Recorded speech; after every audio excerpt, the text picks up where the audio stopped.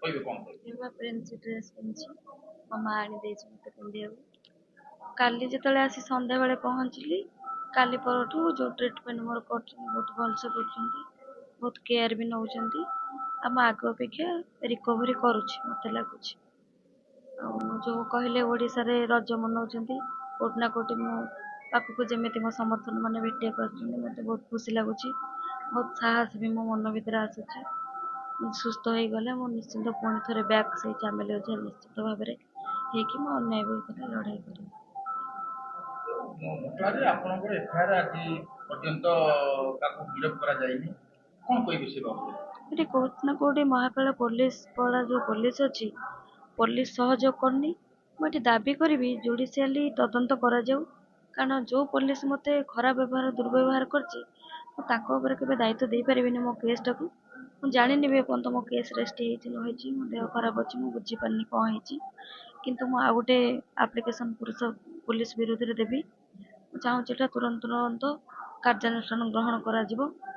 ଆଉ ଏଟାକୁ ଜୁଡ଼ିସିଆଲ ତଦନ୍ତ କରାଯିବ। ମୋ ପାଖରେ ଯେତିକି ବି ପ୍ରୁଫ୍ ଅଛି ମୋ ମୋବାଇଲରେ ଅଛି। ମୋ ମୋବାଇଲ ବି ଏପର୍ଯ୍ୟନ୍ତ ଦେଇନାହାନ୍ତି ମୋତେ। ଭାବରେ ପୁଙ୍ଖାନୁପୁଙ୍ଖ ତଦନ୍ତ କରାଯାଉ। ମୁଁ ନିର୍ଦ୍ଦୋଷ ଥାଇକି ବି ମୋତେ ଯେଉଁ ଭଳିଆ କେସ୍ରେ ଛନ୍ଦିଛନ୍ତି, ଯେଉଁ ଭଳିଆ ଦଫା ଲଗେଇଛନ୍ତି, ଏଗୁଡ଼ାକୁ ପ୍ରତ୍ୟାହାର କରିବାକୁ ମୁଁ ଦାବି କରିବି।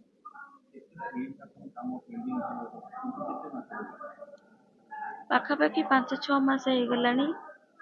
6ରୁ 7ଟା ପ୍ରୋଜେକ୍ଟ କାମ ବନ୍ଦ ଥିବ।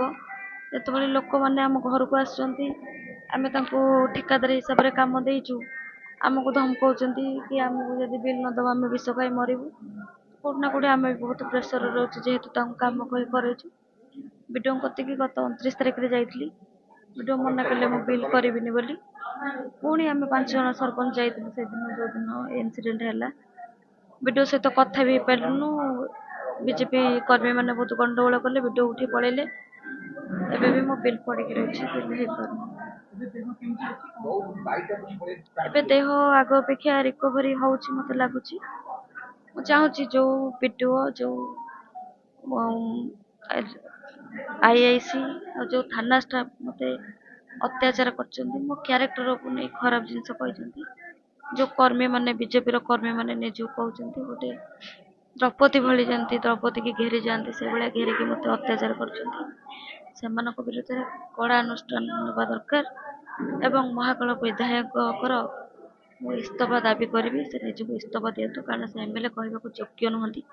ଯେତେବେଳେ ତାଙ୍କ ଏରିଆର ଝିଅକୁ ସେ ନ୍ୟାୟ ଦେଇପାରୁନାହାନ୍ତି, ତାଙ୍କର କର୍ମୀକି ଲଗେଇକି ଅତ୍ୟାଚାର କରୁଛନ୍ତି, ତ ଏମଏଲଏ କହିବାକୁ ଯୋଗ୍ୟ ନୁହଁ। ତୁରନ୍ତ ଇସ୍ତଫା ଦିଅନ୍ତୁ। ଆପଣ ଏମଏଲଏ ହେବାକୁ ଯୋଗ୍ୟ ନୁହନ୍ତି, ଦୁର୍ଗା ପ୍ରସାଦ ନାୟକ।